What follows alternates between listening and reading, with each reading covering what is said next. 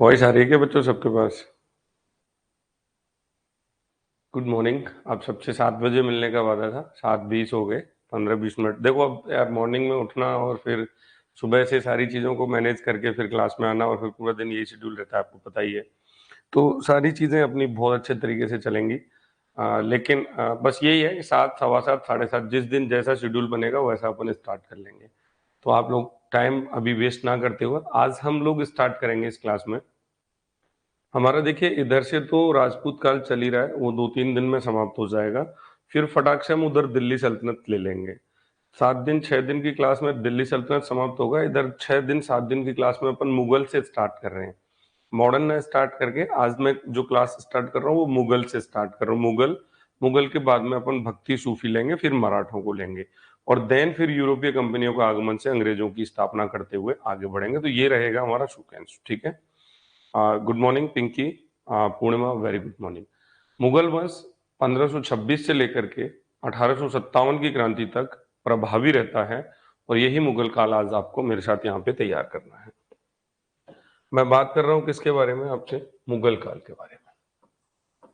हमें तैयार करना है क्या? मुगल काल। और हम पढ़ने भी क्या जा रहे हैं आज? मुगल काल। दोस्तों मुगल काल की टाइमिंग रहेगी 1526 से लेकर के 1857 तक। इस टाइम पीरियड में हमें ये मुगल वंश जो है पढ़ना है और इसमें कौन कौन से शासक हुए, किस किस तरीके की चीजें थी, उन सारी बातों पे डिटेल में मैं चर्चाएं आपके साथ करूंगा।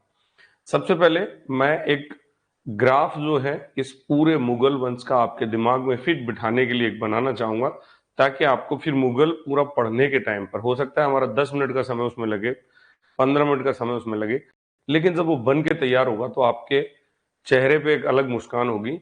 आपको लगेगा कि सर वाकई में मजा आ गया, जो आपने दिया वो एक जगह नहीं मिला। और जब हम मुगल्स पढ़ते हैं तो हमें उसको पढ़ने में दिक्कत नहीं आएगी। सबसे पहले हम बात करते हैं इस कॉन्सेप्ट को लेकर के आज की क्लास को शुरू करते हुए। देखिए, आप लोगों को पता होगा कि मुगल वंश की जो कहानी है वो कैसे आगे बढ़ती है, ठीक है। ध्यान से देखना। सबसे पहला व्यक्ति था तैमूर। कौन था?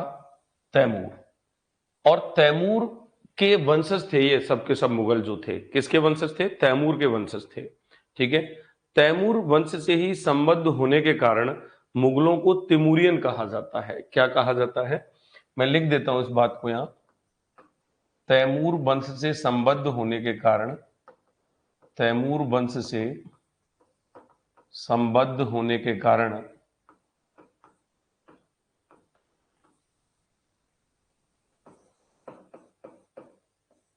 मुगलों को तैमूरियन कहा जाता है।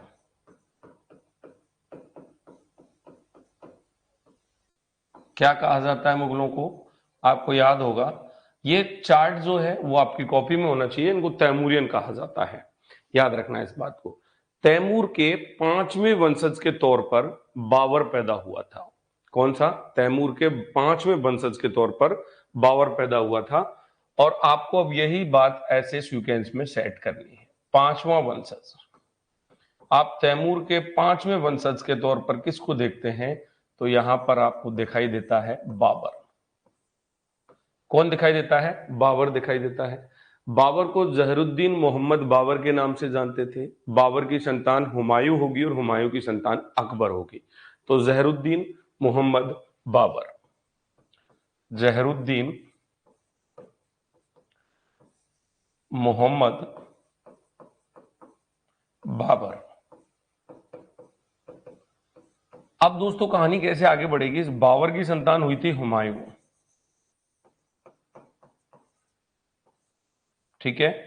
और इस हुमायूं की संतान हुई थी अकबर। कौन हुई थी? इस हुमायूं की संतान कौन हुई थी? अकबर हुई थी। अकबर हुआ था जिसको जलालुद्दीन मोहम्मद अकबर के नाम से आप जानते हैं। तो इसका नाम क्या लिखेंगे आप? जलालुद्दीन मोहम्मद अकबर।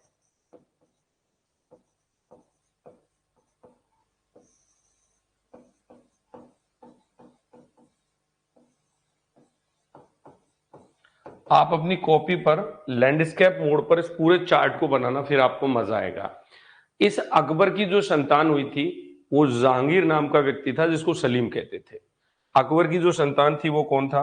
वो जहांगीर नाम का व्यक्ति था जिसे हम लोग क्या कहते थे? सलीम कहते थे। यहां तक की बातें आपके दिमाग में फिट बैठ गई। अकबर की जो संतान थी वो कौन थी? जहांगीर था, और जहांगीर को हम लोग क्या कहते थे? सलीम कहते थे। अब जहांगीर के दो संतानें पैदा हुई, एक खुसरो और एक खुर्रम। खुसरो, जिसको हम लोग बली का बकरा या दावर बख्श उसका नाम हुआ करता था के नाम से जानते हैं, और खुर्रम हम लोग कहते हैं किसको? शाहजहां को। तो इसकी दो संतान आपको दिखाई देती हैं। पहला कौन दिखाई देगा? खुसरो, जिसे हम दावर बख्श कहते हैं, इसे बली का बकरा भी कहा जाता है,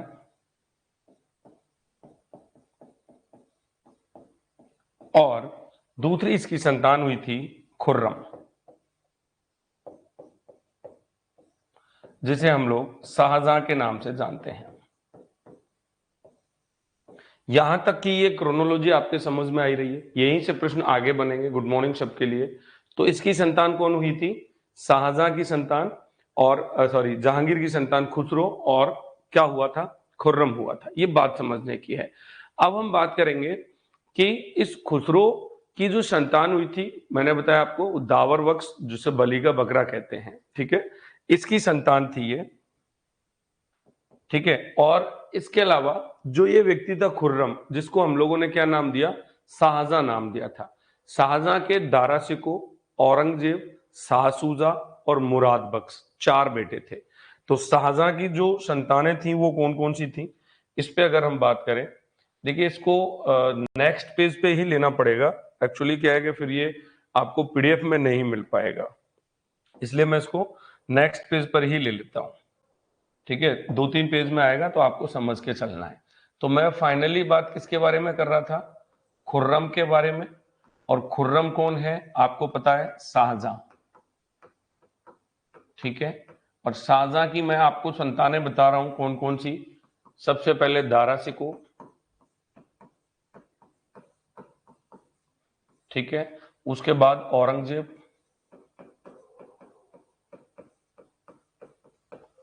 और औरंगजेब के बाद एक संतान थी इसकी जिसका नाम था शाहसूजा, और एक संतान थी इसकी जिसका नाम था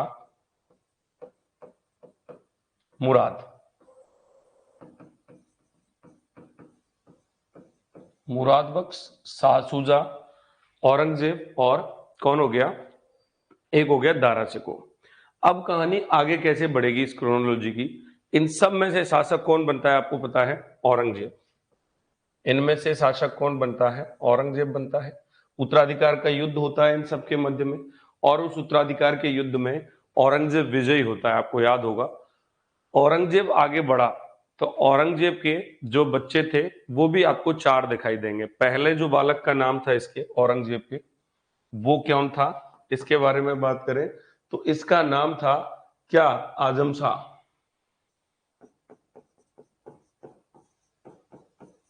एक व्यक्ति था बहादुर शाह प्रथम, एक कौन था? बहादुर शाह प्रथम। एक था मोहम्मद अकबर,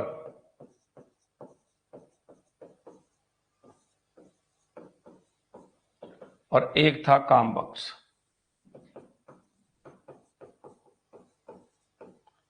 ठीक है। अब इनमें से क्या हुआ आगे चल करके? कौन शासक बनता है? बहादुर शाह प्रथम जो है, जिसे मुअज्जम भी कहते थे हम लोग, इसकी टाइटल क्या थी? मुअज्जम भी इसकी टाइटल हुआ करती थी।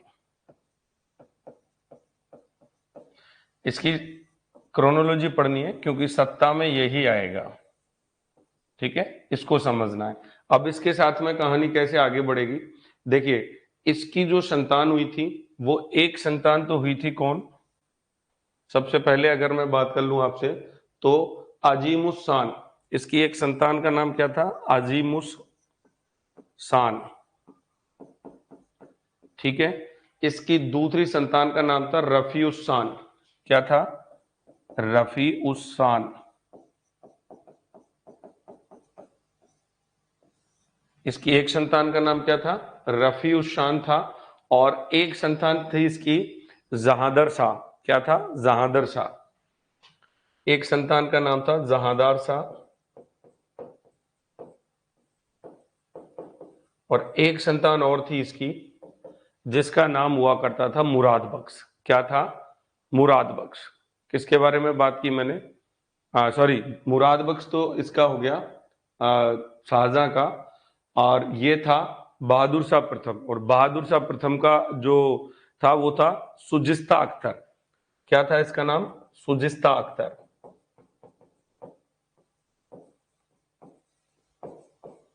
ठीक है, एक क्रोनोलॉजी आपने ये समझी। अब यहां से आगे की जो कहानी बनेगी वो कैसे चलेगी? अजीमुशान, रफीउशान, जहादर शाह और सुजाइस्ता अख्तर, ये आगे कैसे बढ़ेंगे? तो देखिए, इस पे हम बात करेंगे कि ये जो व्यक्ति था कौन सा? अजीमुशान। ठीक है, यहां पे आप देखोगे एक चीज, इसको आप देखोगे फर्रुखशियर। फर्रुखशियर, ठीक है। और रफीउस खान के बारे में बात करें तो इसके जो 3 संतान हुई थी, इसके कितनी संतान हुई थी? 3। पहली हम बात करेंगे शाहजहां द्वितीय, जिसे रफीउद्दौला कहते थे। शाहजहां द्वितीय, जिसे रफीउद्दौला कहा गया। इसको एज इट इज बना लेना, पूरी क्रोनोलॉजी में बहुत मेहनत लगेगी, लेकिन ये सब एक बार में दिमाग में सेट बैठ जाएगा तो फिर दिक्कत नहीं आएगी आपको। ठीक है भाई। फिर उसके बाद हम बात करेंगे किसकी? शाहजहां द्वितीय, रफीउद्दौला हो गया, फिर रफीउद्दर्जात होगा आपका, रफी उर दर्जात। और एक व्यक्ति इसमें दिखाई देता है आपको, ठीक है, मोहम्मद इब्राहिम। क्या दिखाई देता है? मोहम्मद इब्राहिम। मैं एक एक करके जो शासन में आए थे उन पर भी नंबरिंग डाल दूंगा कि पहला राजा कौन बना, दूसरा राजा कौन बना, तीसरा राजा कौन बना। अभी केवल आप इस क्रोनोलॉजी को समझ लो। तो रफीउस खान के बारे में हमने बात कर लिए, ले लिए। अब ये जो व्यक्ति था जहांदर शाह, इसका वंश भी चलेगा यहाँ पर। ठीक है, इस जहांदर शाह के वंश में अगर मैं बात करूं आपसे, तो जहांदर शाह के नीचे से आपको लिखना शुरू करना है। अगर आपकी कॉपी में जगह बचती है तो, मेरे बोर्ड पे तो आपको पता है जगह कम है। इन दोनों के वंशजों को और लिखना है हमें, फिर हम लोग समाप्त कर लेंगे इस पर। इस जहांदर शाह के वंशजों पे अगर हम बात करें तो देखिए, मैंने बताया आपको जहांदार शाह। इस जहांदार शाह के साथ में कहानी कैसे बढ़ेगी आगे? इसके बाद इसकी संतानों में आपको आलमगीर द्वितीय दिखाई देगा। आलमगीर द्वितीय आएगा। आलमगीर द्वितीय के बाद शाह आलम द्वितीय आएगा।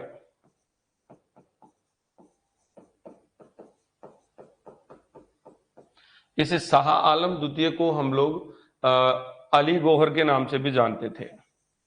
किस नाम से जानते थे? अली गौहर के नाम से जानते थे। इस शाह आलम द्वितीय के बाद में यहां पे जो शासक बनेगा वो अकबर शाह द्वितीय बनेगा।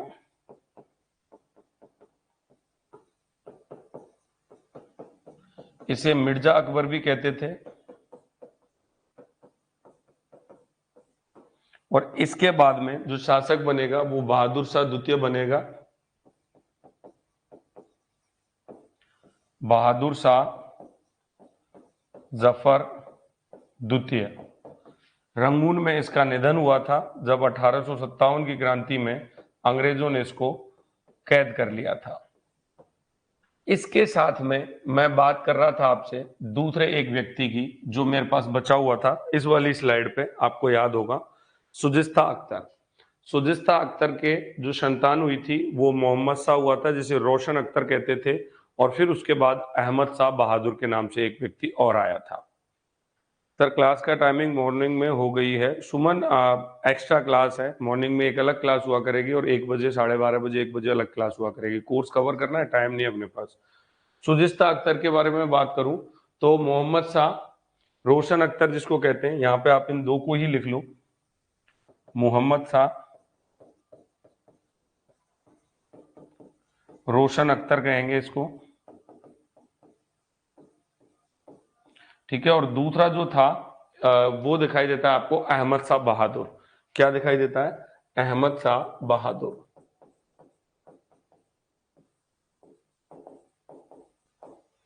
अब ये पूरे कौन थे? शासक थे।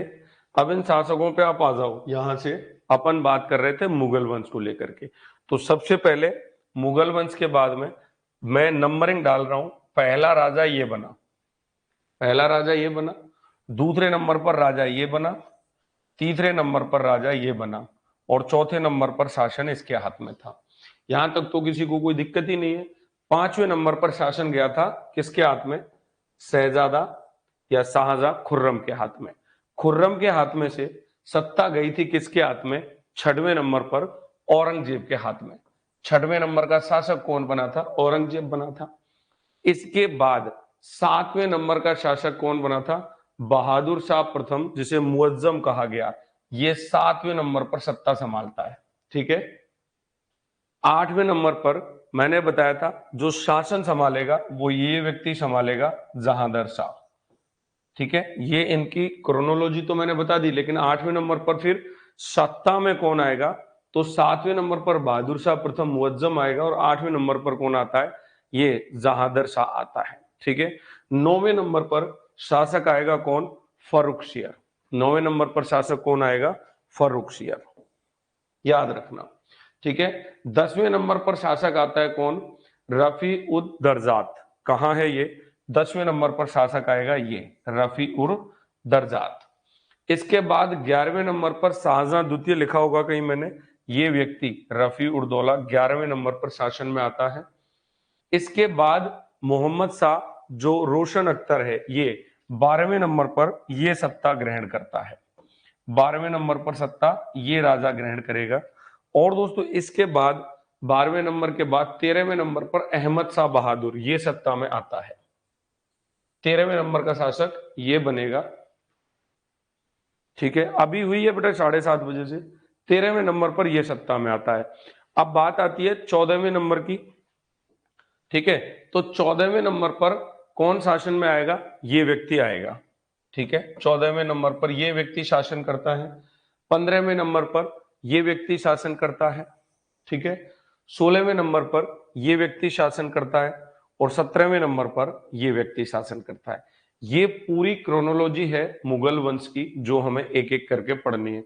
आई होप कि आप लोगों को ये चीज पसंद आई होगी, क्योंकि मैंने इस पूरे को एक ही जगह समेटने का प्रयास किया है। अगर आपको पसंद आया तो बताओ मुझे, और नहीं आया तो फिर बताओ कि क्यों नहीं आ पाया, है ना। क्योंकि हम लोग मुगल काल पे बातें कर रहे थे, मुगल कालीन भारत पे हम लोग बातें कर रहे हैं, मुगल कालीन भारत की परिस्थितियों पे बातें करेंगे। कैसा रहेगा आपका मुगल काल, मुगल कालीन पूरा इतिहास पढ़ने वाले हैं इस क्लास में। एक ही जगह सारी चीजों को मैंने सेट कर दिया आपके लिए, ठीक है। अब देखिए ध्यान से, तो इस तरीके से ये कहानी इस वंश की चलती है। तैमूर के 5वें वंशज के तौर पर बाबर आता है, जिसे जहरुद्दीन मोहम्मद बाबर कहते हैं, और तैमूर वंश से संबंधित होने के कारण मुगलों को तैमूरियन कहा जाता था। मुगलों को क्या कहा जाता था? तैमूरियन कहा जाता था। उसके बाद हुमायूं, अकबर, जहांगीर, खुर्रम, ये इस तरीके से शासक बनते हुए चले जाते हैं। अब इनके नाम, इनको नाम में अब याद करने में क्या रहा? एक चार्ट बनाओ कॉपी पे लैंडस्केप मोड में।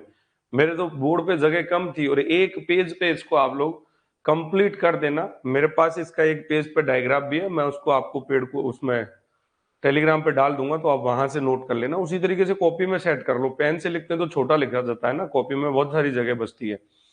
स्टार्ट करते हैं आज के सेशन को। सबसे पहले किसके बारे में बात करेंगे? बाबर के बारे में ही बात करेंगे। तैमूर से तो हमारा मतलब ही नहीं रहेगा। देखिए, भारत में दिल्ली सल्तनत के पश्चात मुगल वंश का उदय हुआ था।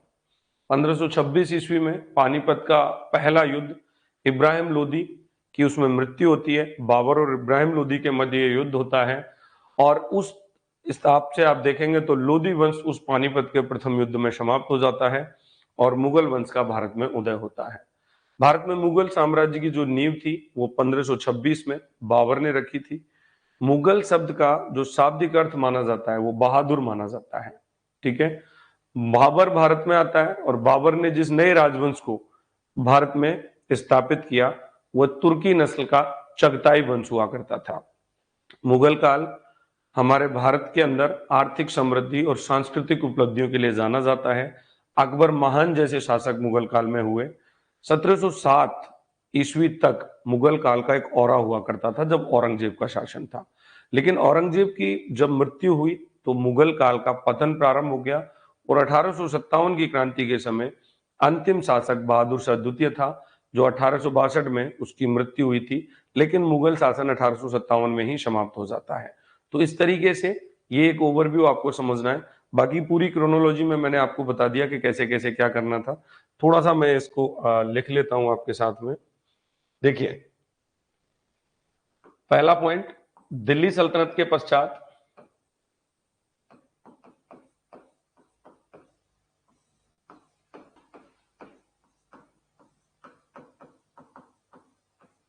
दिल्ली सल्तनत का पतन 1526, पानीपत का प्रथम युद्ध,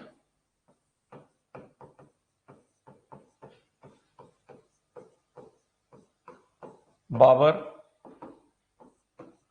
वर्सेस इब्राहिम लोदी,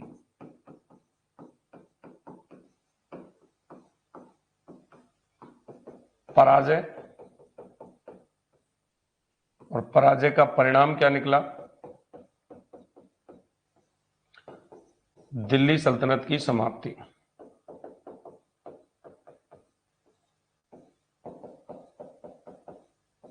ठीक है, और फिर बाबर की क्या हुई? इसमें विजय हुई और विजय का परिणाम क्या निकला? मुगल वंश की स्थापना।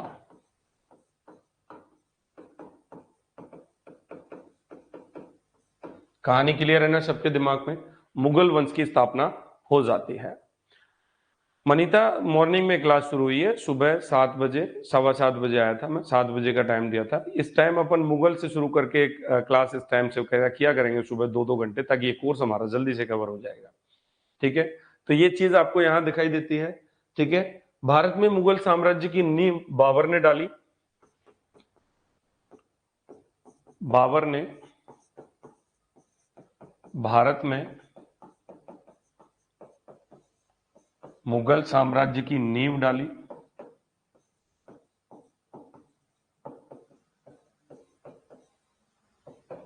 पंद्रह सौ छब्बीस कब डाली? 1526 में। ठीक है,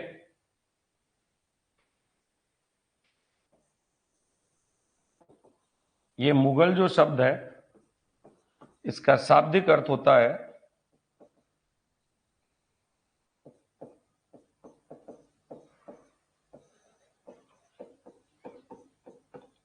बहादुर। मुगल शब्द का शाब्दिक अर्थ क्या होता है? बहादुर होता है। ठीक है, बाबर तुर्की नस्ल का चगताई वंश से रिलेटेड था।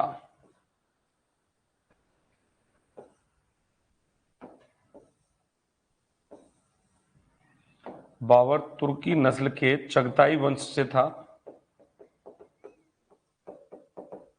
किससे था? चगताई वंश से था, तुर्की नस्ल का था। ठीक है, भारत में मुगल काल आर्थिक समृद्धि और संपन्नता का काल माना जाता है। और ये जो कहानी है वो 1707 में 1707 में 1707 में औरंगजेब की मृत्यु के साथ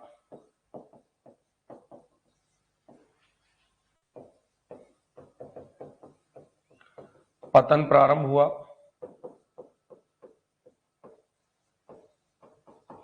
अंतिम बादशाह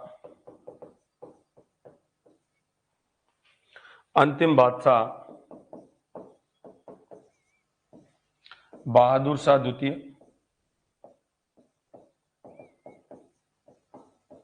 जफर द्वितीय था।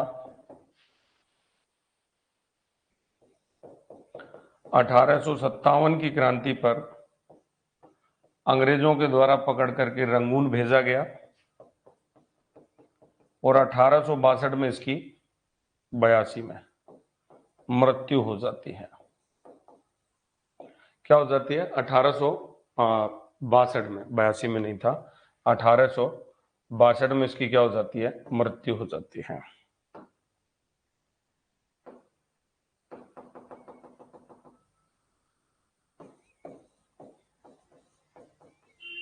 ये एक ओवरव्यू है, पूरा दिल्ली सल्तनत समाप्त हुई।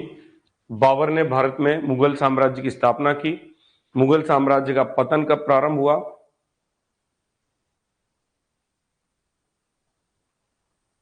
सुमन, ऐसा है, मेरी बात सुनो, मैं यहां पे मॉडर्न हिस्ट्री स्टार्ट करने वाला था, लेकिन मुझे लगा कि मैं ऐसे कंप्लीट कर लेता हूं।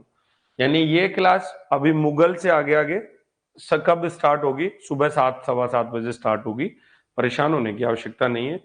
और 12:30 बजे या 1 बजे में जो दोपहर में 1 घंटे क्लास लेने आऊंगा आपके पास, उसमें वो राजपूत काल कंटिन्यू चलेगा। राजपूत काल समाप्त होने के बाद उसमें दिल्ली सल्तनत स्टार्ट हो जाएगी। तो जैसे दिल्ली सल्तनत उधर कंप्लीट होगी, इधर मुगल कंप्लीट हो चुके होंगे, तो मिडिवल कंप्लीट हो जाएगा जल्दी से, ठीक है? और फिर अपन मॉडर्न पे काम कर लेंगे।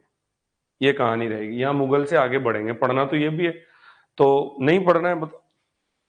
अरे पढ़ना है कि नहीं पढ़ना है? चलिए अब बात कर लेते हैं इस मुगल साम्राज्य को लेकर के। देखिए, मुगल साम्राज्य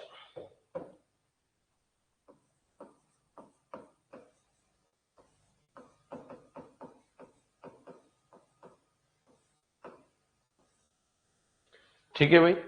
इस मुगल साम्राज्य के बारे में बात करें तो व्यक्ति कौन था? जहरुद्दीन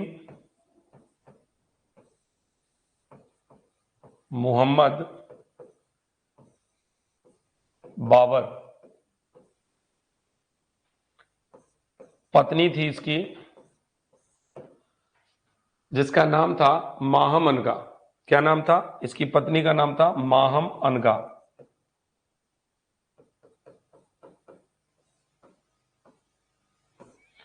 भाई साहब, इन दोनों के 4 पुत्र थे। कितने पुत्र थे? 4 पुत्र थे। पहला पुत्र कौन था? हुमायूं था, ठीक है। और इसका दूसरा पुत्र कौन था? कामरान। कौन था? कामरान। एक था अस्करी और एक था हिंदाल। तीसरा पुत्र कौन था? अस्करी। और एक पुत्र कौन था? हिंदाल।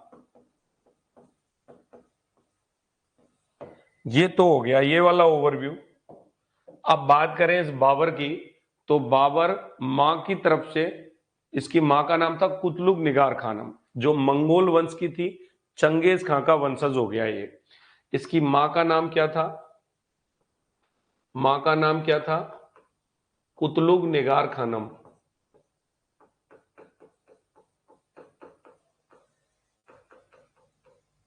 ठीक है। और ये मंगोल वंश से थी, मंगोल थी। चंगेज खां के वंशज थे ये। तो मां की तरफ से तो इसको ये दर्जा मिला हुआ है। पिता की तरफ से ये तैमूर का 5वां वंशज था, ये हमने स्टार्टिंग में बात की थी। तो इसके जो पिता थे, बाबर के जो पिता थे वो कौन थे? इनके पिता जो है वो उमर शेख मिर्जा थे। उमर शेख मिर्जा। और ये जो उमर शेख मिर्जा थे, ये चगताई वंश से थे, तैमूर के वंशज।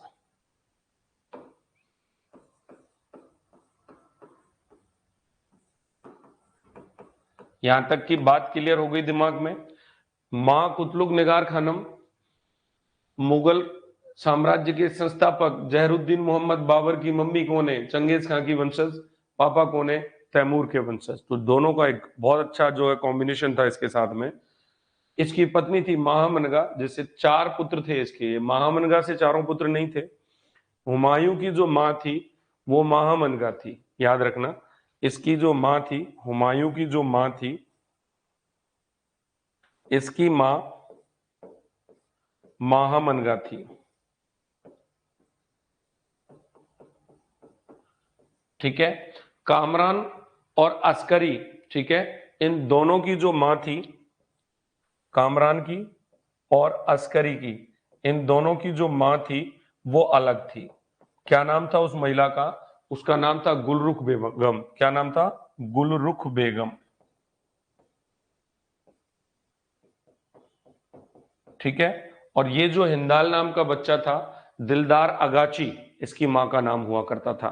क्या हुआ करता था? इसकी मां का नाम था दिलदार अगाची।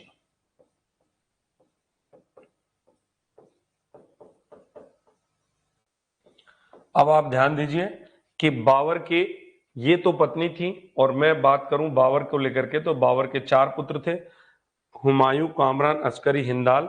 हुमायूं की मां महामनगा थी, कामरान और अस्करी की मां गुलरुखन बेगम थी, और हिंदाल की मां दिलदार अदाची हुआ करती थी। बातें समझ में आ रही है नहीं आ रही है? बताओ, अच्छा लग रहा है नहीं लग रहा है आपको सुबह सुबह पढ़ना?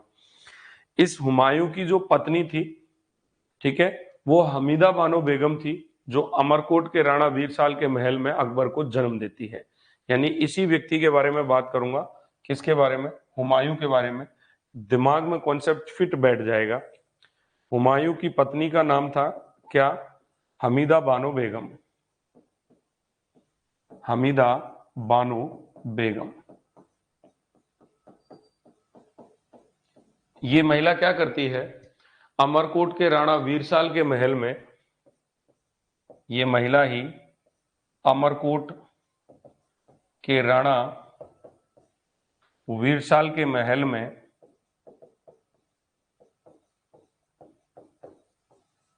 महान व्यक्तित्व अकबर को जन्म देती है।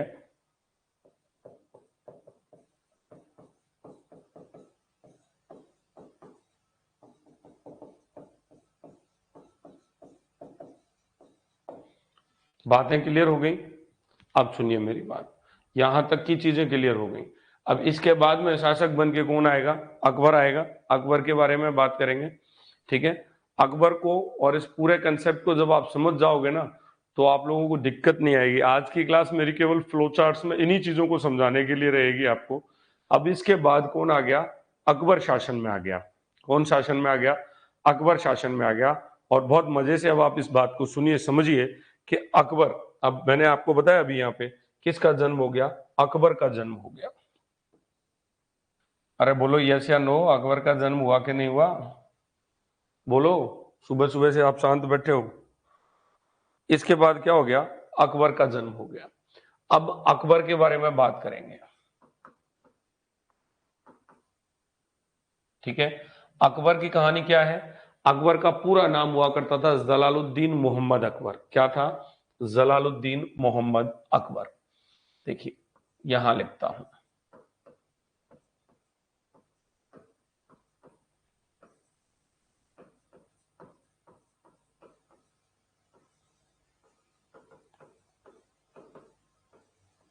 ठीक है भाई।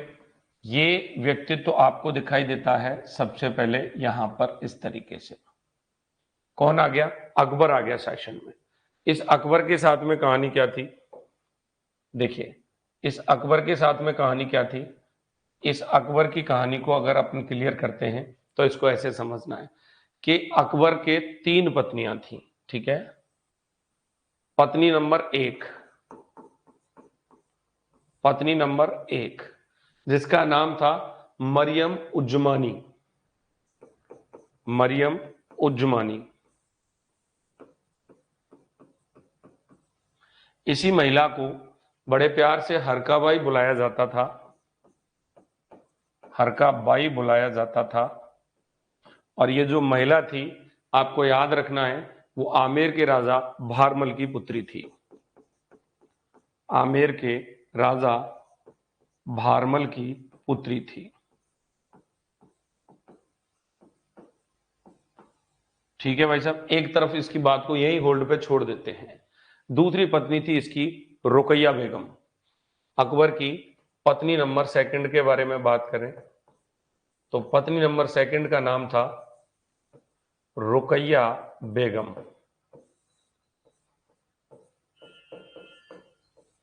और अकबर की पत्नी नंबर थर्ड के बारे में बात करें, ठीक है, तो उसका नाम था सलीमा बेगम। क्या था? सलीमा बेगम। सलीमा बेगम, ये जो महिला थी सलीमा बेगम, ये कौन थी? बैरम खां की विधवा थी, ठीक है, और इस पत्नी की सेवा में नूरजहां की नियुक्ति की थी अकबर ने, ठीक है। ये महिला बैरम खां की विधवा थी,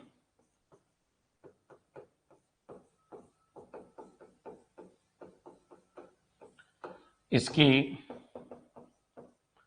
सेवा में नूरजहां की नियुक्ति हुई थी। कहानी को समझते चलना, आगे सारा सीक्वेंस आपके दिमाग में आ जाएगा जब एक बार ये वाला फ्लो चार्ट पढ़ लोगे। क्योंकि बेटा जोधाबाई हरकाबाई यही हुआ करती थी, आमेर के राजा वाली जो महिला है यही हुआ करती थी, है ना, यही हुआ करती थी। यस, एक बार मैं फोन उठा लेता हूं, कोई अर्जेंट कॉल आ रहा है।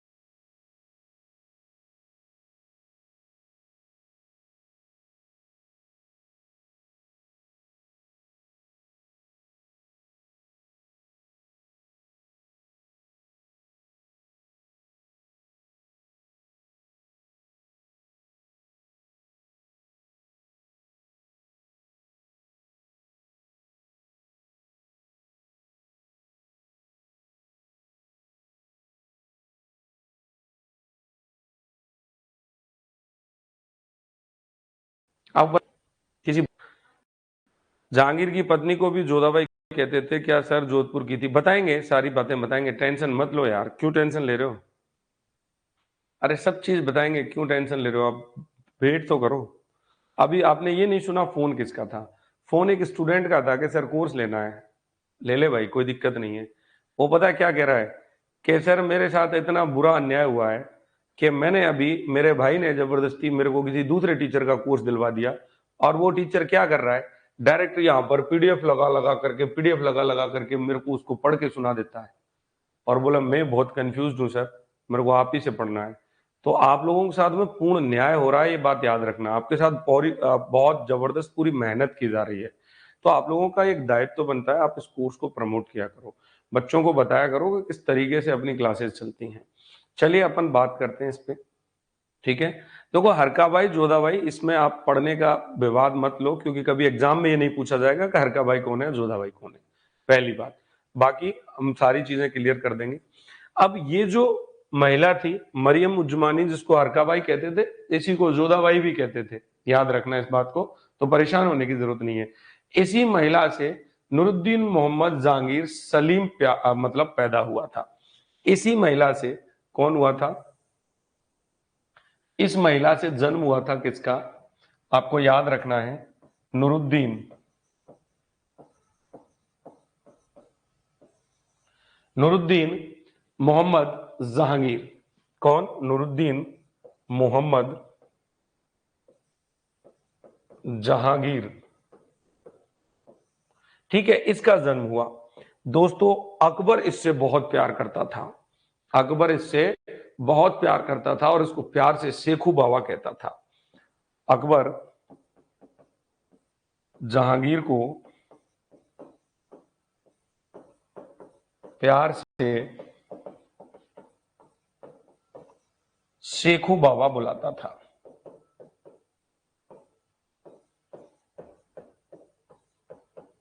क्या कहता था, अकबर इसको प्यार से क्या कहता था, शेखू बाबा कहता था। ये बात समझनी है आपको। मुझे लगता है सुबह सुबह बच्चे क्लास में टिके नहीं, अभी चले गए क्या, अच्छा हैं 5-6 लोग हैं, कोई बात नहीं।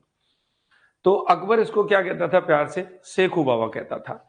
अब इस जहांगीर की भी आपको 3 पत्नियां दिखाई देंगी, ठीक है। तो जहांगीर की पत्नियों को एक्सप्लेन करेंगे, शाहजहां तक आ जाएंगे और औरंगजेब तक ही बस ये वंशावली थोड़ी डिटेल में समझनी है। औरंगजेब के बाद तो पतनशील आ जाएंगे, फिर एक एक को पढ़ेंगे, इसमें डिटेल में बाबर से शुरू करेंगे, ये सीक्वेंस रहेगा। तो अब जहांगीर जहांगीर की 3 पत्नियां थी, ठीक है भाई। अब नेक्स्ट पेज पे लूंगा इनको, यहां से स्टार्ट करूंगा जहांगीर, ठीक है। और जहांगीर की कितनी पत्नियां हो गई, इसकी भी 3 पत्नियां लिखेंगे। पत्नी नंबर 1, ठीक है। पत्नी नंबर 1 जो थी वो मानबाई थी, जिसे साहे बेगम कहते थे, मानबाई, जिसे साहे बेगम कहते थे, ठीक है भाई। और आमेर के राजा भगवान दास की पुत्री, ये कौन थी, आमेर के राजा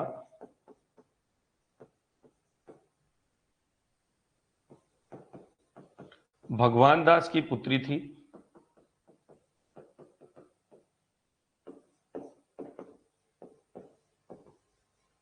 ठीक है। और राजा मान सिंह की बहन थी,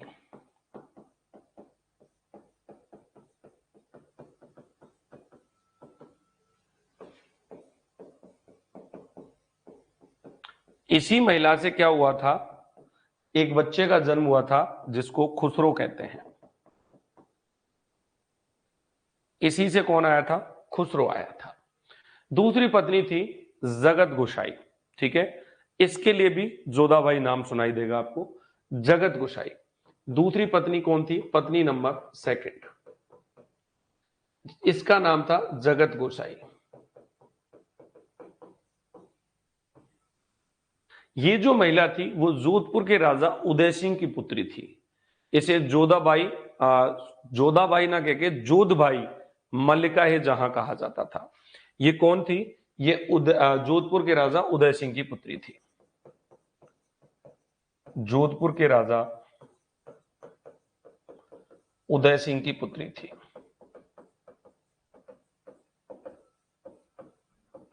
ठीक है भाई।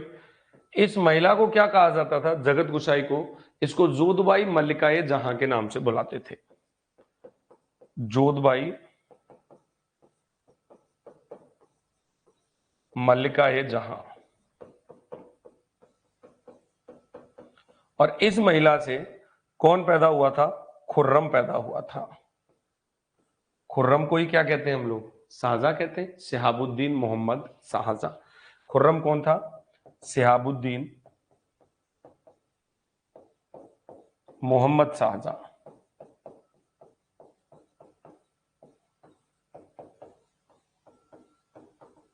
यहां तक की बात क्लियर हो गई सबके दिमाग में। अब ध्यान दीजिए, तीसरी पत्नी और थी इसकी, जिसका नाम था मेहरुनिशा। एक पत्नी और थी जहांगीर की, पत्नी नंबर थर्ड।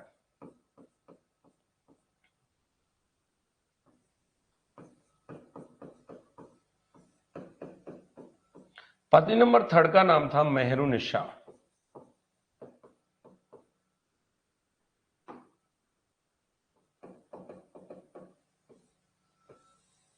ये जो मेहरुनिशा नाम की महिला थी, ठीक है, इससे नूरजहां या नूर महल का जन्म हुआ। ठीक है, नूरजहां या नूर महल जन्म नहीं हुआ, इसको कहेंगे। ठीक है, नूरजहां या नूर महल कहते हैं इसको, मेहरुनिशा को। नूरजहां की मां थी असमत बेग। इस नूरजहां की मां थी कौन? असमत बेग, यानी कि मेहरुनिशा और नूरजहां एक ही है। नूरजहां की मां थी असमत बेग, इसने इत्र निकालने की विधि को खोजा था।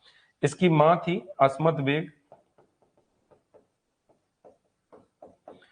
ये इत्र निकालने के लिए जानी जाती है।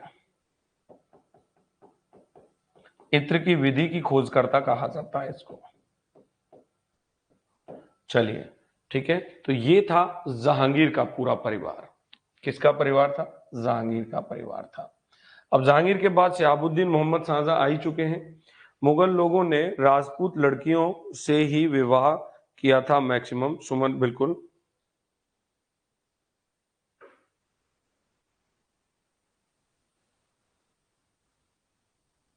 प्रतिभा शुक्ला, आपको बताना पड़ेगा। जोधबाई ये मल्लिका कहते हैं। आप जो है ना, आपके नाम सही लिखा करो, एन ही लिखा हुआ है आपने, अन्नी लिखा हुआ है। इसको सही ढंग से एडिट करके लिख दो, जो आपका प्रॉपर नाम है। अंजलि नाम है ना आपका, तो अंजलि लिख दो, इसको बुलाने में अच्छा रहता है। आप टेंशन मत लो। आपसे अगर कोई पूछता है ना कोर्स के लिए, तो आप बोलो उसको मैसेज करके कि हम किस तरीके से मेहनत कर रहे हैं एक चीज को बोर्ड पे आपके दिमाग में फिट बिठाने का। मेरे पास पीडीएफ भी है इनकी सबकी, मैं पीडीएफ यहाँ लगा के पढ़ के दे देता हूँ। भाई मैं पीडीएफ लगा के यहाँ पढ़ के दे देता हूँ आपके लिए कि भाई ये लिखा, ये लिखो, ये लिखो, ये लिखो। उससे क्या होगा यार? वैसे तो किताबें खरीद सकते हो आप लोग।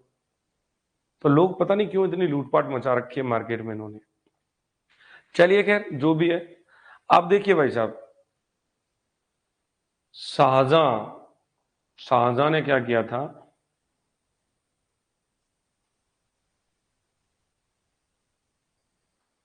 कोई बात नहीं, सुनिए, शाहजहां ने क्या किया था। अर्जुमंद बानो बेगम, मुमताज महल, मल्लिका जमानी की उपाधि जिसको दी गई थी, उसने अपनी इस महिला यानी अपनी इस पत्नी की याद में ताजमहल का निर्माण करवाया था। और मुइजुद्दीन मोहम्मद औरंगजेब, शाहजहां के द्वारा जिसको बहादुर की उपाधि दी गई थी, वो पैदा होता है, जिसके 5 पुत्र आपको दिखाई देंगे।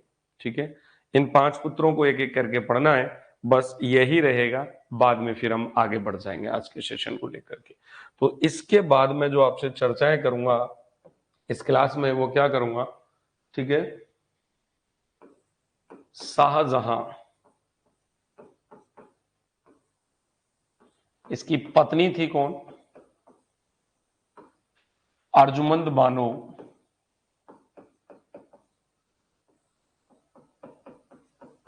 बेगम। अर्जुमंद बानो बेगम, जिसे मुमताज महल कहा जाता है।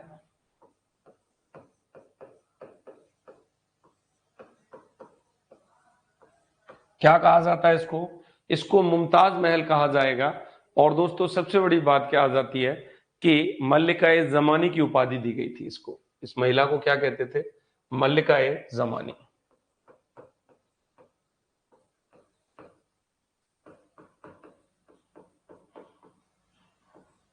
मल्लिका जमानी की उपाधि दी गई थी। इसी की याद में शाहजहां ने ताजमहल का निर्माण करवाया था। इसकी याद में शाहजहां ने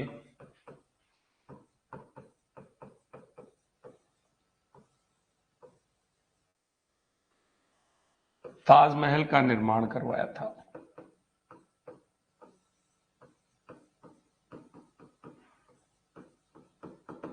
किसका निर्माण करवाया था? ताजमहल का निर्माण करवाया हुआ था। बिल्कुल आप प्रतिभा बता दीजिए, आप बच्चों को, जो भी स्टूडेंट्स आपसे पूछते हैं थोड़ा प्रमोट कर दीजिएगा। मुइनुद्दीन मोहम्मद औरंगजेब इस महिला से पैदा होता है, ठीक है। हाँ, मुमताज।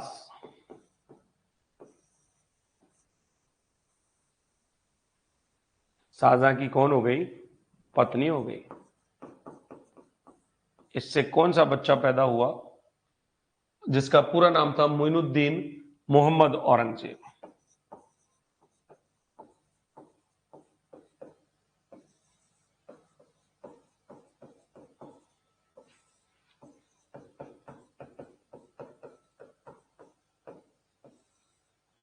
अब इस मुइनुद्दीन मोहम्मद औरंगजेब की कहानी क्या है, इसको थोड़ा सा डिटेल में हम समझेंगे, क्योंकि इसके बाद ही हम लोगों को मुगल साम्राज्य पतनशील स्थिति में दिखा देना है, ठीक है। नीलम कह रही है सर आपके साथ पढ़ने में ऑफलाइन जैसा फील आता है। बस यही तो है ना, अब पढ़ोगे तो ऑनलाइन जैसी बातें नहीं होनी चाहिए। ऑनलाइन में लोग क्या होते हैं, टारगेट पे होते हैं, पीडीएफ लगाई और उसको पढ़ के आपको सुना देना है भगवान सत्यनारायण की कथा चल रही है क्या? ऐसा नहीं होता। मैं आपसे बात भी करता हूँ, आपकी बातें सुनता भी हूँ, धीरे धीरे अपन पढ़ते हैं सारी चीजें। इसके 5 पुत्र थे, ठीक है। इसको शाहजहां ने बहादुर की उपाधि दी थी। शाहजहां ने बहादुर की उपाधि दी थी।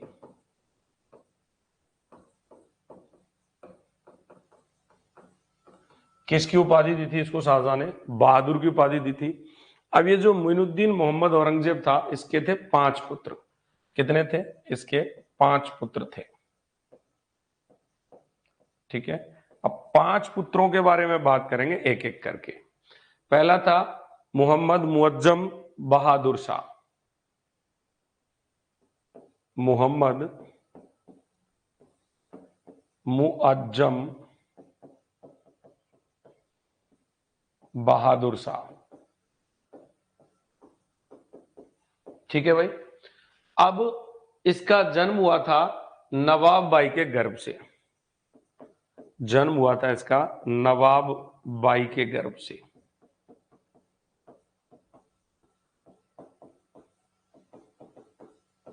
ठीक है। दूसरा था मोहम्मद आजम। दिलराज बानो बेगम इसकी एक पत्नी थी, उसने इसको जन्म दिया था, किसको? मोहम्मद आजम को। तो सेकंड बेटा कौन? मोहम्मद आजम। इसको जन्म दिया किसने? दिलराज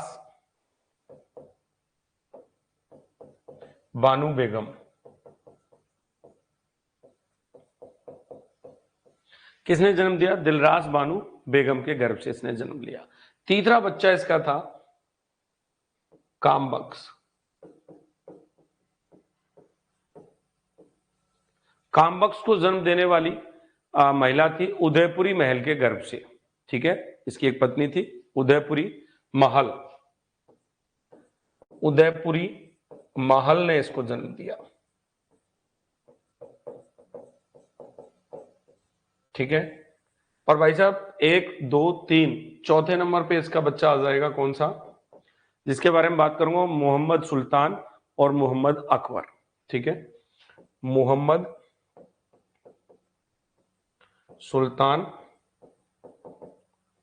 और एक था मोहम्मद अकबर। इन दोनों के बारे में आपको इतनी बात याद रखनी है कि इन दोनों का जो मृत्यु था, मृत्यु औरंगजेब के काल में ही हो गई।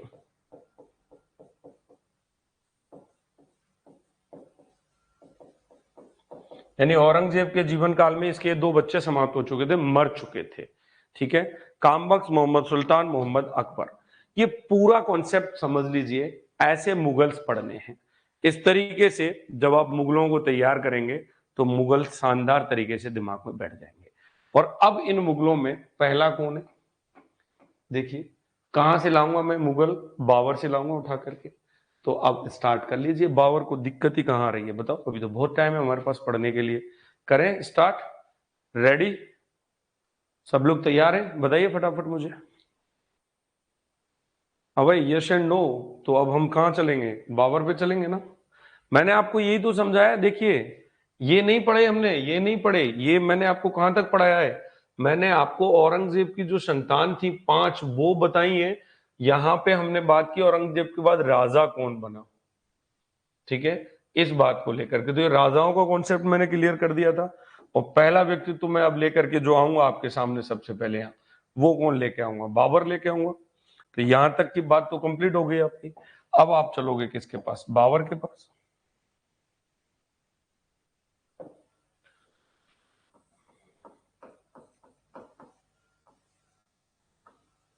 पहला राजा बाबर, ठीक है भाई। चलिए, वेरी गुड। तो बाबर आ गया। अब बाबर 1526 से 1530 तक शासन करेगा। शासनकाल कितना हो जाएगा बाबर का? 1526 से 1530 तक, ये इसका टाइमिंग रहेगा। कुछ बेसिक बातें इसके लिए जान लेते हैं। बाबर का जो जन्म था वो 14 फरवरी 1483 को हुआ था, ठीक है। अब जन्म हुआ कहां था? तो जन्म की डेट तो आपने ध्यान रख ली। और जन्म हुआ कहां था? तो ट्रांस ऑक्सियान के एक परगने में। ट्रांस ऑक्सियान, इस ट्रांस ऑक्सियान का एक परगना था, ठीक है। उस परगने का नाम था क्या? फरगना, ठीक है, जो वर्तमान में उज्बेकिस्तान में पड़ेगा। इस परगने का नाम क्या था? फरगना, जो वर्तमान में कहां पड़ता है? उज्बेकिस्तान में पड़ेगा।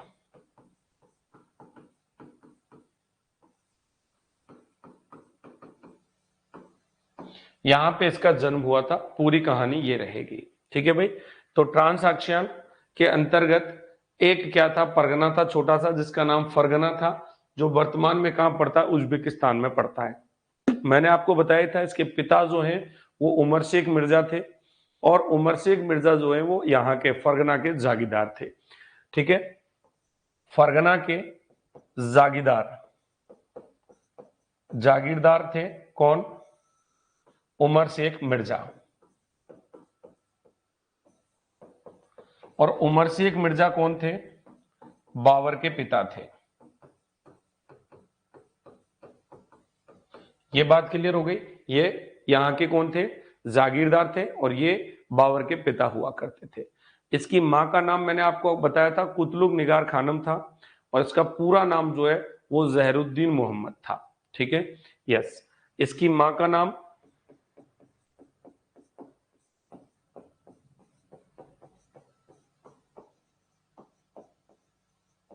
कुतलुग निगार खानम,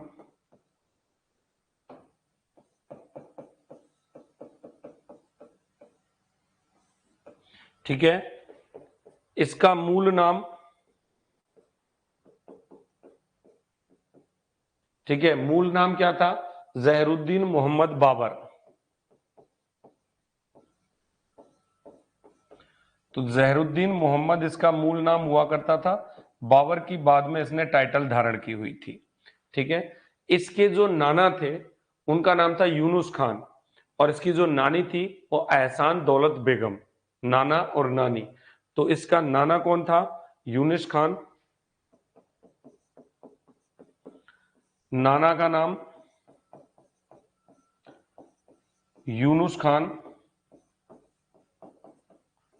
और नानी के नाम पर अगर चर्चा करूं तो एहसान दौलत बेगम।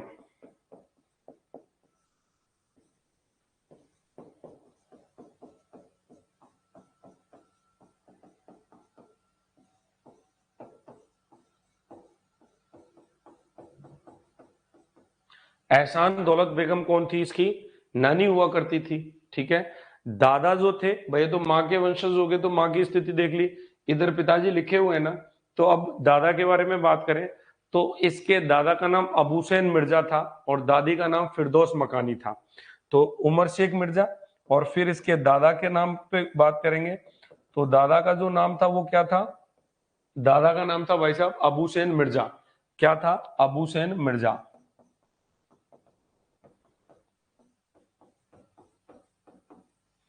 और फिर किसकी बात करेंगे हम? दादी की बात करें तो दादी का नाम इसका क्या था? क्योंकि पिता का नाम उमर शेख मिर्जा था तो दादा पे भी मिर्जा ही लगेगा, तो फिरदौस मकानी इसकी दादी का नाम हुआ करता था। क्या था? फिरदौस मकानी।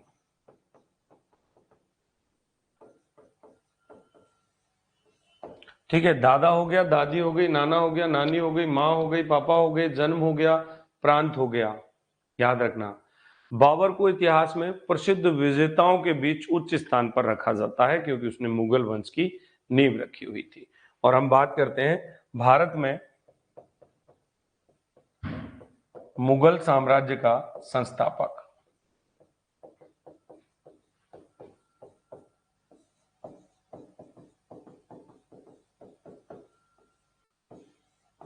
भारत में मुगल साम्राज्य का क्या था? संस्थापक था। प्रतिभा शुक्ला कह रही है सर राजपूत काल कंप्लीट हो गया। कहाँ हो गया राजपूत काल कंप्लीट? सपने में थोड़ी कर लिया आपने। पढ़ेंगे उस क्लास को दोपहर में 1 बजे आके। ये तो एक एक्स्ट्रा क्लास स्टार्ट किया मैंने आपको सुबह सुबह। ठीक है, चलिए आगे बात करते हैं।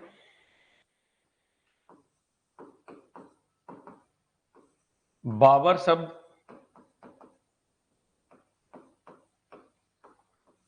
तुर्की भाषा का है। ठीक है, इसका अर्थ होता है बाघ। क्या होता है? इसका अर्थ होता है बाघ। ठीक है, और बाबर मैंने आपको बताया था पितृपक्ष से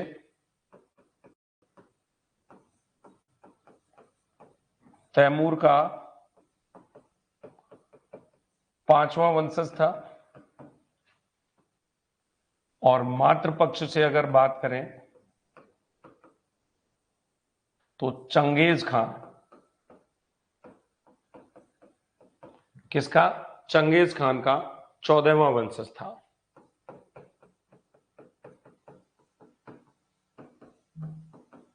ये खून इसकी नाड़ियों में दौड़ता था, चंगेज खान का खून और किसका? तैमूर का खून।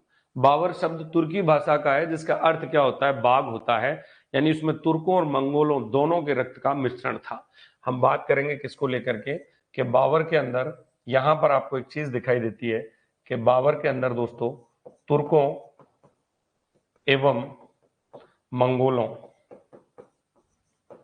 दोनों लड़ाकू जातियां थीं के रक्त का मिश्रण था। तो ये एक लड़ाकू क्यों नहीं होगा बताइए?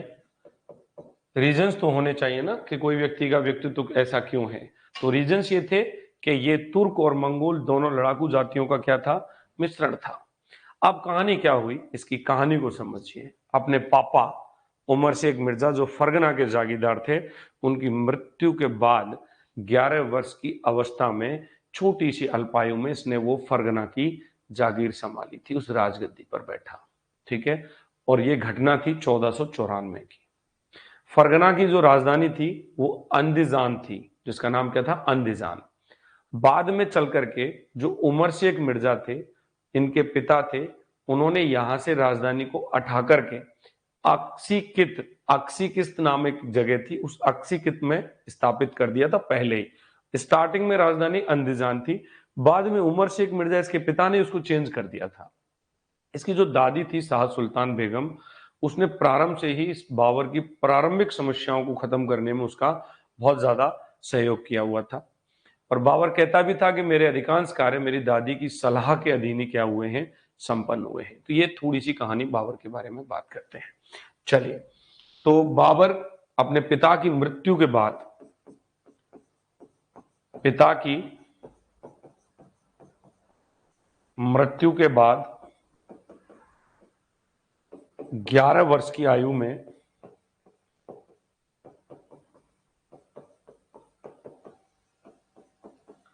फरगना की गद्दी पर बैठा।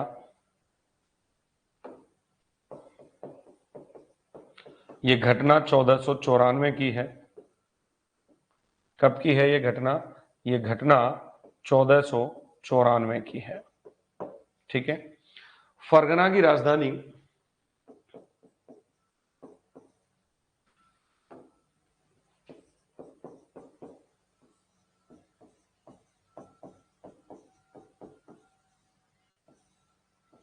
फरगना की राजधानी क्या थी? अंदीजान। ठीक है, अंदीजान। ये जो अंदीजान राजधानी थी उसको उमर शेख मिर्जा ने अक्सी में स्थापित कर दिया था। इस राजधानी को कालांतर में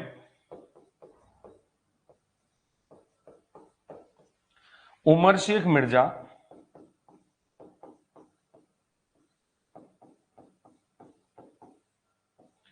के द्वारा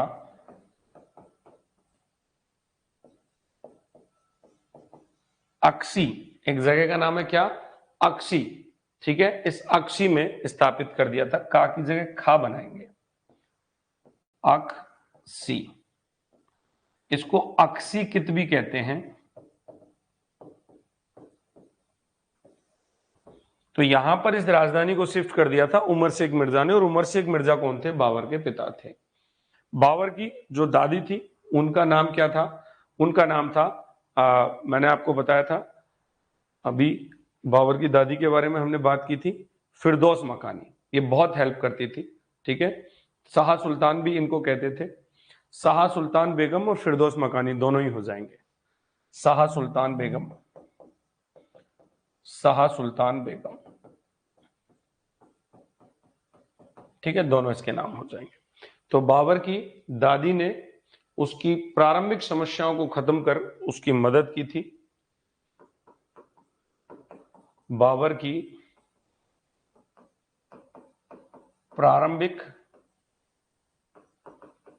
समस्याओं को समाप्त करने में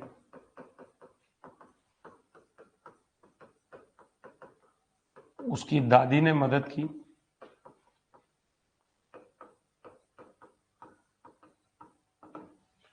बाबर कहता था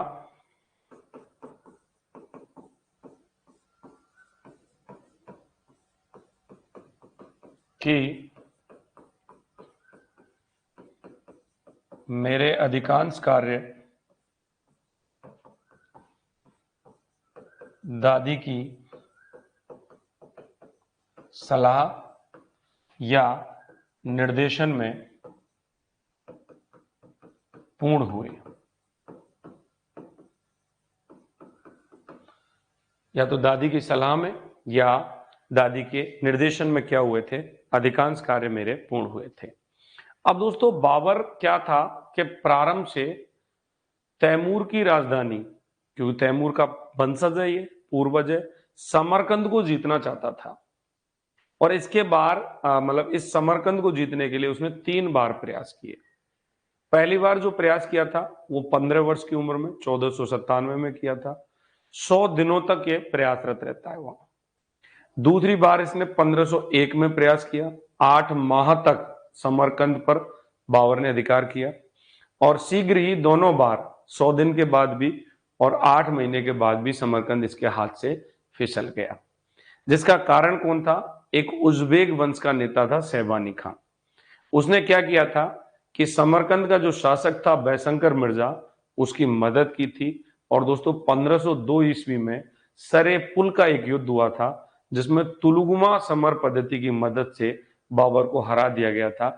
इन्हीं उज्बेकों से ये तुलुगुमा युद्ध पद्धति सीख करके भारत इसका उपयोग मतलब बाबर इसका उपयोग भारत में आके करेगा और इस तुलुगुमा युद्ध पद्धति के कारण अपनी सफलताओं को अर्जित करेगा। तो इस बात पे अपन फोकस करते हैं थोड़ा सा, बाबर की कहानियों को लेकर के। देखिए बाबर प्रारंभ से ही बाबर अपने पूर्वज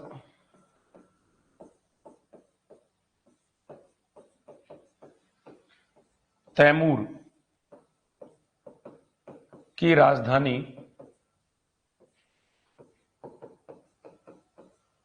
समरकंद को जीतना चाहता था।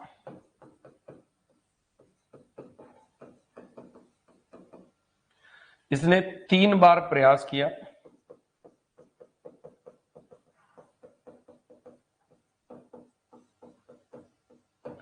तीन बार प्रयास कैसे किया बाबर ने? पहला जो प्रयास किया था वो 1497 ईस्वी में, 15 वर्ष की उम्र, सन 1497, और 100 दिन तक शासन। ठीक है। दूसरी बार इसने क्या किया? 1501 में।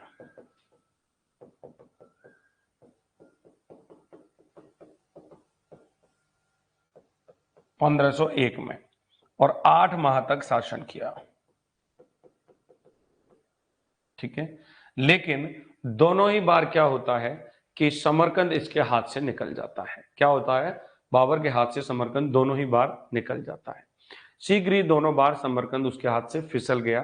कारण क्या था? उज्बेक नेता सैबानी खान। याद रखना, नोट डाल के लिखेंगे इस बात को।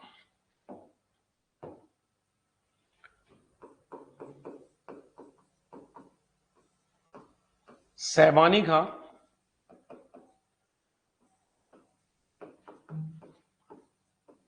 उज्बेक नेता सैबानी खां उज्बेक वंश का नेता था। ठीक है। इसने समरकंद के शासक बैसंकर मिर्जा की मदद की। समरकंद के शासक बैसंकर मिर्जा की मदद की। ठीक है। तो अब इसने इसकी मदद की, और 1502 में क्या हुआ? इनके मध्य युद्ध हुआ। 1502 में क्या हुआ? 1502 में सरेब कुल के युद्ध में। किसमें? सरेब कुल के युद्ध में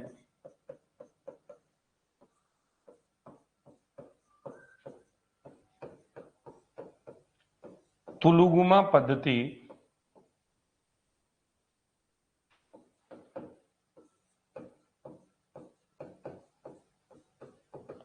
से बाबर युद्ध हार चुका था। तुलुगुमा पद्धति से बाबर युद्ध हार चुका था। अब बाबर युद्ध हार चुका है, अतः दोनों ही बार समरकंद इसके हाथ से क्या होता है? छूट जाता है, चला जाता है। दोनों ही बार समरकंद इसको नहीं मिल पाता। अब बात करें दोस्तों एक महिला एहसान दौलत बेगम, जो कि मुगल इतिहास ग्रंथों में अपने उच्च साहस और उच्च नैतिक चरित्र के लिए प्रसिद्ध थी। बाबर के गाढ़े समय में बहुत ज्यादा मददगार सिद्ध हुई। गाढ़े समय का मतलब कठिन समय में। वो बाबरनामा में कहता है इस बात को कि मैंने रमजान का त्योहार 2 बार एक ही स्थान पर कभी नहीं मनाया। ये स्टेटमेंट है किसका? बाबर का। ठीक है। फरिश्ता ये कहता है कि किस्मत के हाथ गेंद बना, वह शतरंज के बादशाह जैसा एक से दूसरी जगह भागता और समुद्र के किनारे पड़े कंकड़ के समान टक्करें खाता रहा। ये स्टेटमेंट है बाबर के लिए, पूछे जाएंगे डायरेक्टली। तो एहसान दौलत बेगम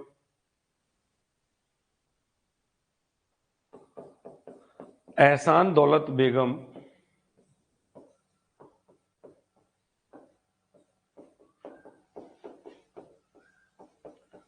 बाबर के कठिन समय में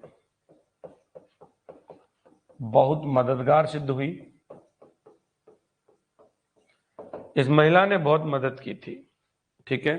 बाबरनामा में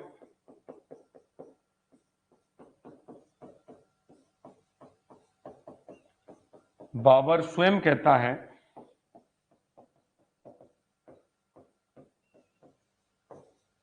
क्या कहता है कि मैंने रमजान का त्योहार 2 बार एक ही स्थान पर कभी नहीं मनाया। बाबर स्वयं कहता है कि मैंने रमजान का त्योहार एक स्थान पर 2 बार कभी नहीं मनाया। इस बात का अर्थ निकाल पाए क्या आप? यानी कि वो ये कह रहा है कि मेरे जीवन में कितनी अस्थायित्व है, स्थायित्व नहीं है। मैं एक जगह रह करके मेरे तीज त्योहार भी नहीं मना पा रहा हूं। मेरे जीवन में कितना अस्थायित्व है, मैं भटक रहा हूं, मैं क्या कर रहा हूं, घूम रहा हूं, मैं भटक रहा हूं जगह जगह। तो इतना स्थायित्व है कि भैया आप अपने घर पे रहते हो तो होली दिवाली अपने घर पे ही मनाते हो ना? या आप ऐसा स्टेटमेंट दे सकते हो कि आपने 2 होली कभी अपने घर पे नहीं मनाई? क्यों नहीं मनाई? हम हर बार होली दिवाली बड़े त्योहार अपने मनाते हैं। तो ये मुस्लिम्स में क्या होता है, रमजान बड़ा त्योहार होता है। क्या कहता है कि मेरी जिंदगी में ऐसी स्थिति आई भाई साहब कि मैंने कभी एक जगह पर 2 बार रमजान नहीं मनाया। यानी इतना भटकाव था इस व्यक्ति की जिंदगी में। इसी की वजह से इसके लिए फरिश्ता ने एक बात कही है। क्या कही है? फरिश्ता ये कहता है, फरिश्ता के अनुसार अगर बात करें, फरिश्ता क्या कहता है इस व्यक्ति के लिए, बाबर के लिए, कि किस्मत के हाथ गेंद बना,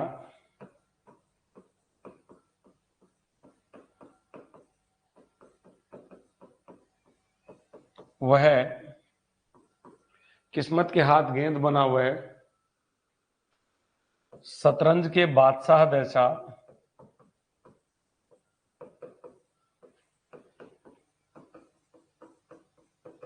जैसे शतरंज में जो बादशाह होता है ना, एक जगह कभी दूसरी जगह कभी तीसरी जगह उसको घुमाते रहते हैं लोग, तो कि शतरंज के बादशाह जैसा एक से दूसरी जगह भागता रहा। शतरंज के बादशाह जैसा एक से दूसरी जगह भागता रहा।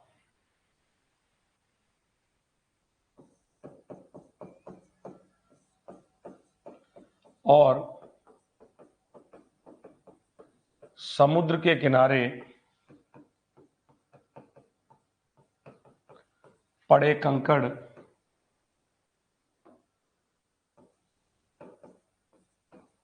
की तरह ठोकरें खाता रहा। क्या करता रहा? ठोकरें या टक्करें खाता रहा, ठोकरें या खाता रहा। ये बाबर के लिए किसने स्टेटमेंट दिया? फरिश्ता ने स्टेटमेंट दिया, याद रखना। तो बाबर ने क्या किया? 2 बार समरकंद पे आक्रमण किया। पहली बार 100 दिन शासन किया, दूसरी बार 8 महीने शासन किया। सरे पुल के युद्ध में सैबानी खां की मदद से बाबर दोनों बार समरकंद को खो देता है। 1504 में उसने क्या किया? काबुल और गजनी पर, और 1507 में कांधार को जीत लिया, जिसमें से कांधार तुरंत इसके हाथ से निकल गया। ये 2 अभियान आगे और दिखाई देंगे। तो 1504 में इसने काबुल को और गजनी को जीता। 1504 में काबुल एवं गजनी को जीता।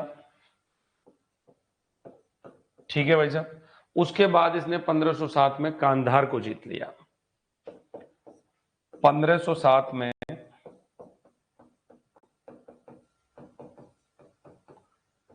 कांधार को जीत लिया,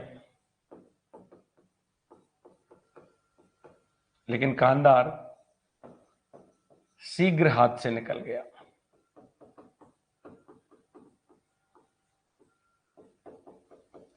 योद्धा तो जबरदस्त है, जीत रहा है, विजित हो रहा है, विजित कर रहा है सारी चीजों को, लेकिन करें क्या? स्थायित्व तो नहीं आ पा रहा। ठीक है, अब ये चला गया। आगे चलकर 1511-12 ईस्वी के आसपास इस बाबर ने, ईरान का एक शासक था जिसका नाम था शाह इस्माइल, उससे समझौता किया और समरकंद को 1514 में, बुखारा और खुराकान इन सब खुरासान इन सब चीजों को, सब जगहों को इसने जीता हुआ था। 1511-12 में 1511-12 में क्या हुआ इसके साथ में? इसने ईरान के शासक शाह इस्माइल से समझौता किया। शाह इस्माइल ये ईरान का शासक था। इस शाह इस्माइल के साथ में एक समझौता हुआ। ठीक है, और इस समझौते के तहत इसने समरकंद को, ठीक है, और समरकंद के बाद बुखारा को और फिर खुरासान को इसने जीत लिया। ठीक है, 1500 शाह इस्माइल के साथ इसने समझौता किया, 1514 रहेगा। 1514 में समरकंद, बुखारा एवं खुरासान जीत लिए। तो फाइनली ये 3 बार में जाकर के समरकंद पे आता है। तीसरी डेट 1514 रहेगी। बाकी पहले 2 आक्रमणों के बारे में तो हम लोग इसके बारे में बात ही कर सकते हैं। अब मुस्लिमों में क्या है, शिया और सुन्नी 2 संप्रदाय चलते हैं। इस दौर में बाबर ने कुछ समय के लिए शिया धर्म स्वीकार किया था, जिसकी पुष्टि इसके सिक्कों पर उत्कीर्ण शिया मंत्रों से होती है। ये बहुत इंपॉर्टेंट फैक्ट है और डीपली बात है, याद रखना। इस समय पर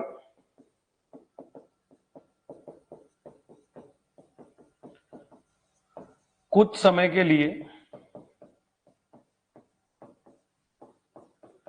शिया धर्म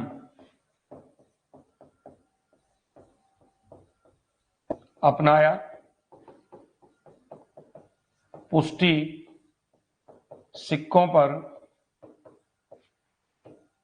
शिया मंत्रों से होती है।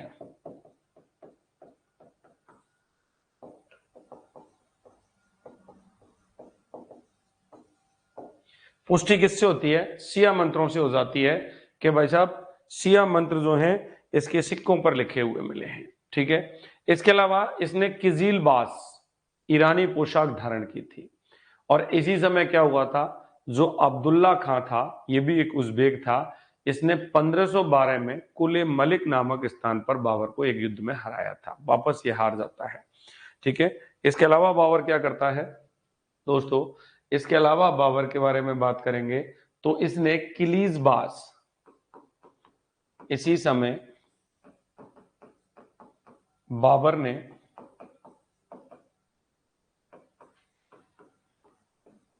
किलीजबास, किलीजबास का मतलब क्या होता है? ईरानी पोशाक।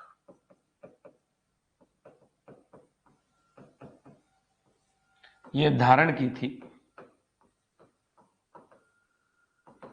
ठीक है, और ईरानी पोशाक थी, ये धारण की हुई थी, याद रखना। इसी समय 1500 लगभग 12 में अब्दुल्ला खां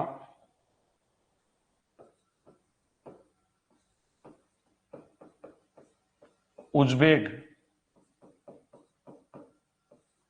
इस अब्दुल्ला खां उज्बेक ने कुल मलिक नामक स्थान पर, कुल ए मलिक नामक स्थान पर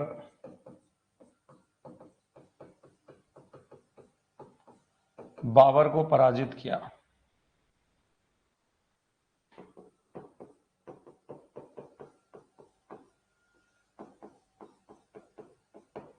बाबर को क्या कर दिया इसने?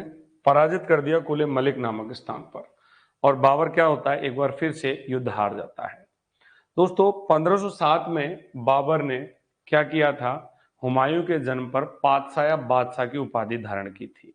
इससे पूर्व बाबर जो है वो अपने पिता की जो उपाधि थी, पैतृक उपाधि थी, जो मिर्जा नाम से थी, उसी को धारण करता था। लेकिन 1507 में जैसे ही हुमायूं का जन्म हुआ तो उसने अपने पिता की पैतृक उपाधि मिर्जा का त्याग करके बादशाह पातशाह की उपाधि धारण की थी। याद रखना, इस बात को भी हम लोग लिख लेते हैं। बाबर ने 1507 में हुमायूं के जन्म पर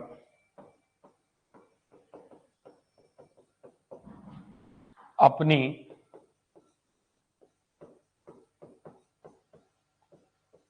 पैतृक उपाधि मिर्जा का त्याग करके बादशाह या पातशाह नामक उपाधि, पातशाह या बादशाह नामक उपाधि धारण की थी?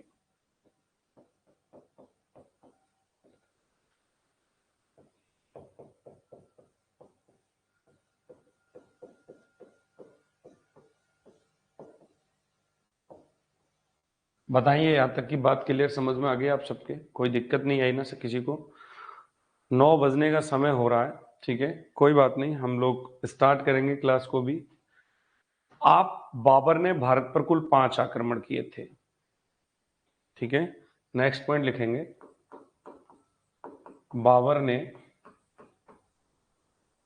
भारत पर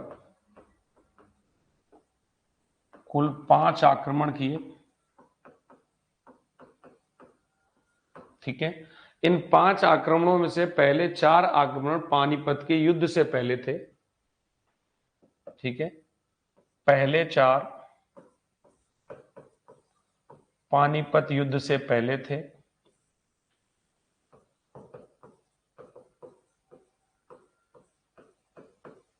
और मोस्ट बात यह है कि पानीपत का आक्रमण बाबर का भारत में 5वां आक्रमण था। मुझे बताओ, तुम क्लास में याद हो जाती है कि नहीं हो जाती चीजें? हैं? अगर कोई ढंग से सुनता होगा, समझता होगा ना, तो सारा स्ट्रक्चर क्लास में तैयार हो जाता है। अब यहां से आगे की जो कहानी है उसको कल भारत की एंट्री करवाएंगे। जो 4 आक्रमण है पानीपत से पहला बाजौर में हुआ था यूसुफ फजाई जाति पर, ठीक है। सर्वप्रथम इसी में बंदूक और तोपों का प्रयोग किया था बाबर ने। दूसरा पेशावर में हुआ था, तीसरा सियालकोट में हुआ था, ठीक है। तीसरा कहां हुआ था? सियालकोट में। चौथा लाहौर और दीपालपुर पे हुआ था, और 5वां कहां हुआ था? पानीपत पे हुआ था।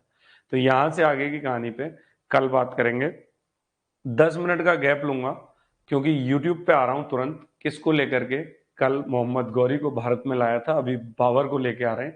तो 5 से 7 मिनट के अंतराल पे सब लोग ठीक 9 बजे यूट्यूब पे मिलना। इसको यहीं समाप्त करते हैं और यूट्यूब की क्लास स्टार्ट करते हैं। फटाफट आ जाओ सब लोग, एब्सेंस नहीं होनी चाहिए किसी की भी, ठीक है ना। और यहां से आगे कल स्टार्ट करेंगे नेक्स्ट क्लास में।